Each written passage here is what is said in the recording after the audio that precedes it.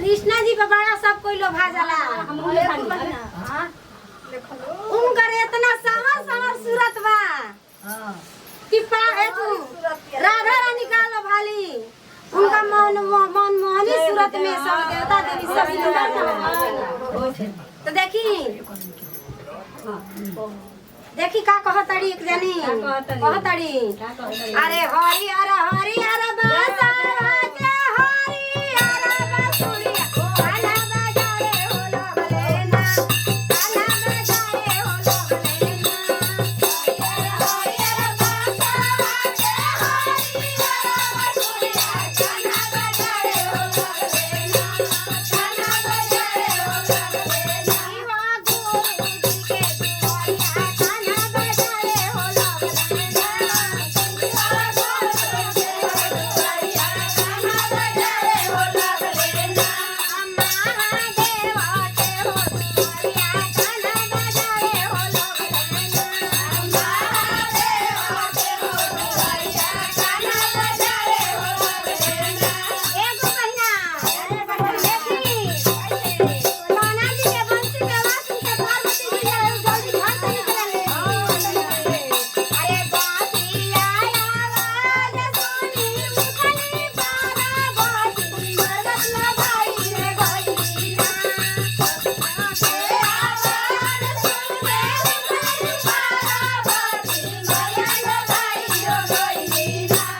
मना के कमाली हो तुरतिया मैया लो भाई रे गईना मना के कमाली हो तुरतिया मैया लो भाई रे गईना मना के कमाली हो तुरतिया मैया लो भाई रे गईना मना के कमाली हो तुरतिया मैया लो भाई रे गईना अरे हरि अरे बासा के हरि अरे बासुरिया गाना बजाए हो लगलेना हरि